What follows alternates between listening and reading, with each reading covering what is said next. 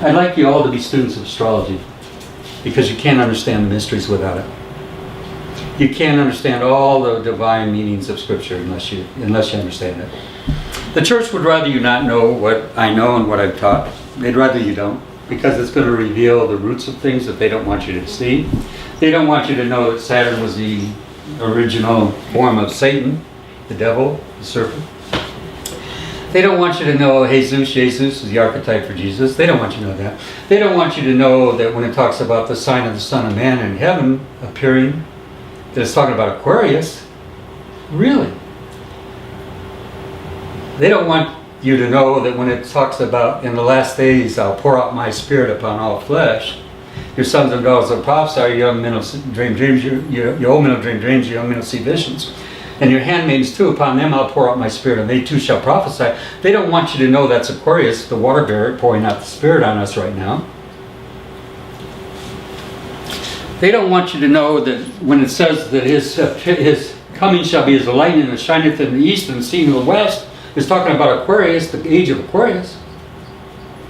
An astronomical event, not some guy flying down like Superman out of the skies, going to take you all up. Doesn't that sound great? That's what the church will have you believe. It's not about that.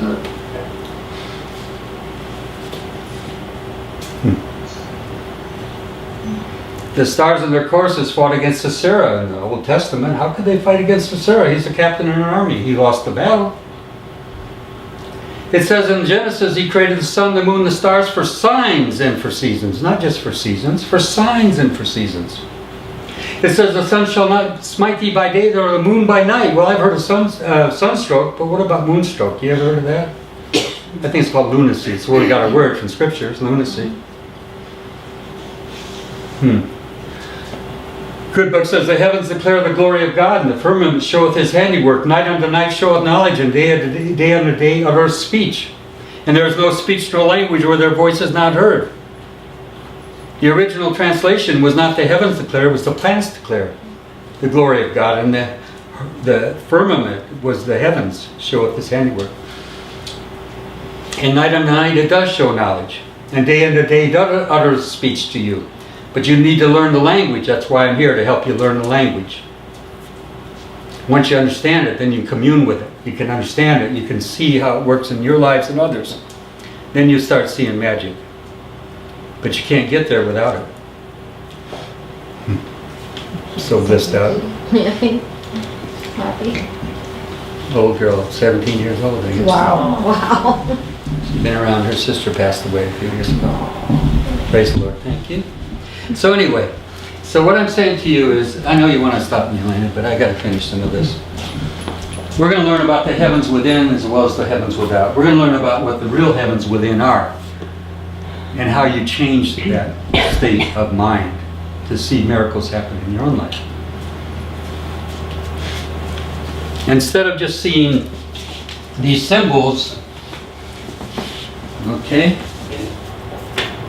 of Saturn, for example, which is the cross over the crescent, that means the soul is being controlled by the physical senses. Whereas Jupiter was the opposite of that. Compassion rules the senses. Venus, we have the circle, which is the spirit, dominating the flesh. We call that the planet of love. But Mars, we have the opposite of that. We use an arrow, but it's actually a cross. The original intention is the domination of the spirit by the senses. Mars says, let's get it on, lady. And Venus said, no, let's put love first. Venus is going to always put love first above the senses. Mars doesn't want to do that. Mars wants to get the physical going right away. Uranus is like two listening ears. It's a very highly intuitive planet. The spirit's not being dominated, though. That's the age we're in. Neptune, the planet of what? Water. Yeah. Sorrow, self-undoing, prisons, institutions, all those things. Self-inflicted sorrow would be a nun, monastery, somebody going in, prisons, hospitals, all these places where people have no control over their life And they're being speared, their soul's being speared by this cross. You see it? It's like it's cutting right through their souls.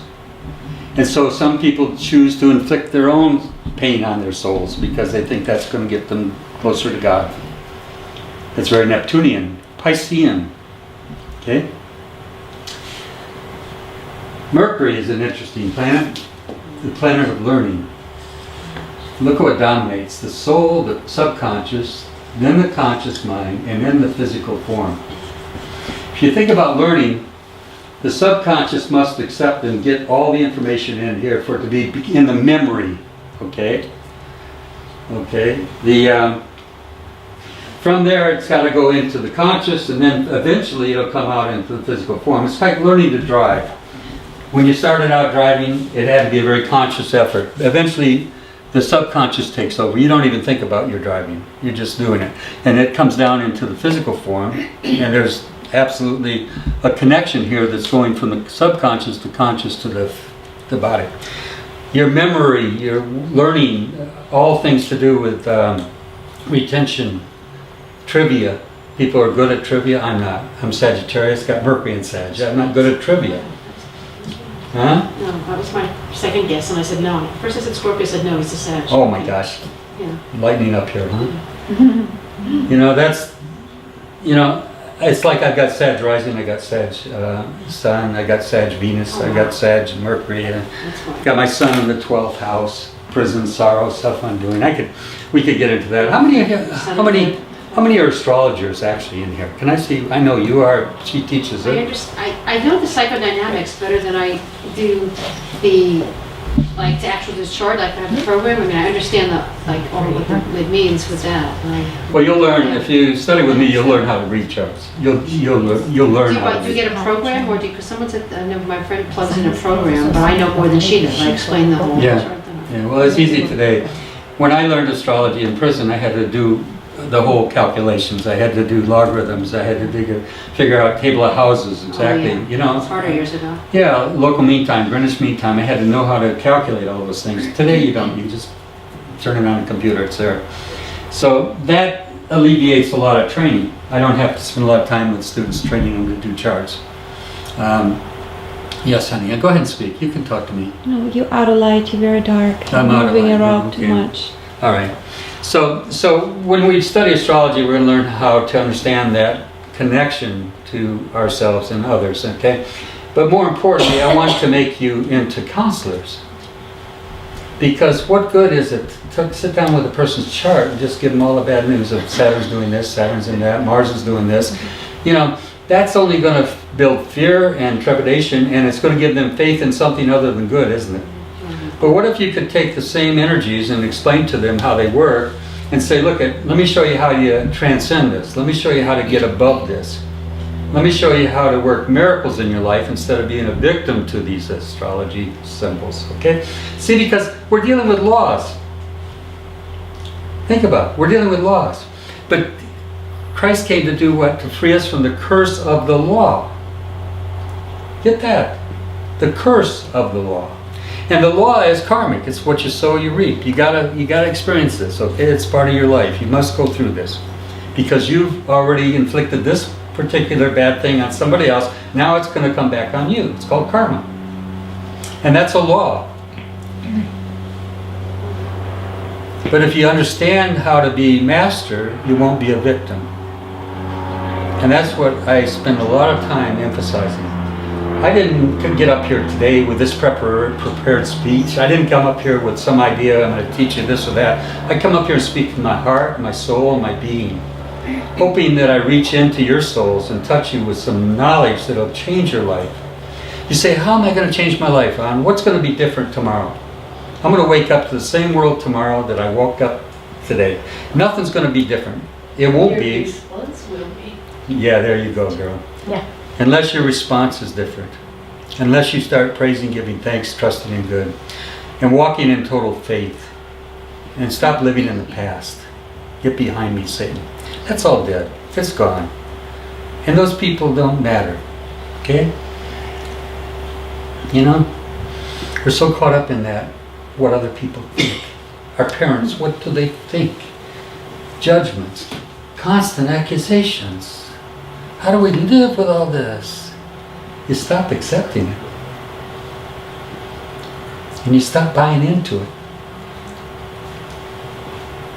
Because it's as real as you want it to be, or it's not as real as you want it to be.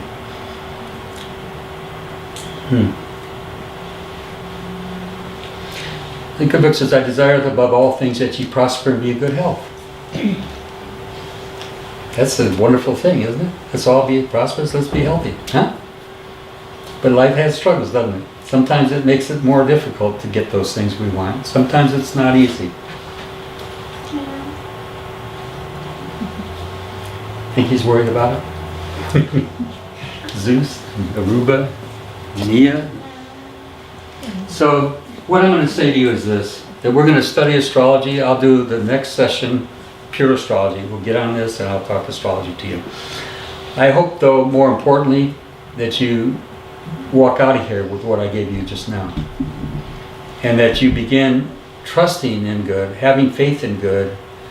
Your faith in good or God is counted unto you as what? Righteousness. It makes all things right. And if you want to make your life right, you have to understand that you have to have faith in good. And you have to exercise it by your fruit of your lips. You give up your perception of what's good and bad. And these perceptions you have of yourself, that you're less than perfect. Okay? Because that's what we're walking in this denial. I am not worthy. I'm not this. I'm not that. The most sacred words you ever say is I am. Troublesome with that is you tend to follow it with other words like I'm sick and tired of you. And you wonder why you have sickness and fatigue. Or you say things like, it breaks my heart, and you wonder why you have heart problems. Or you say things like, he's a pain in the ass, and you wonder why you got hemorrhoids. And you don't recognize that the word you speak is made into flesh. It becomes part of your life. It becomes part of your reality. And it works from here to here to here. Because whatever seed you plant in that subconscious mind is going to be manifest in your life. Be it physically or environmentally. You're creating your own reality all the time. By this here, projection into this. You sow a thought, you reap an act. You sow an act, you reap a habit. You sow a habit, you reap a character. You sow a character, you reap a destiny. Ralph Waldo Emerson, a master of masters. Okay? We are always environed by ourselves, he says. What you see is what you created. Emerson. Masters have walked on this earth for a long time and tried to teach these simple truths. But so few here. And I thank you all for listening so attentively for this much of this lecture, because I sure got off on a tangent. But I love you all, and I want to give you the best of what I got and the knowledge that I have. Let's take a break, as my wife would have me do, and let's get a little bit of refreshments, and then we'll come back and I'll do some pure astrology. Okay?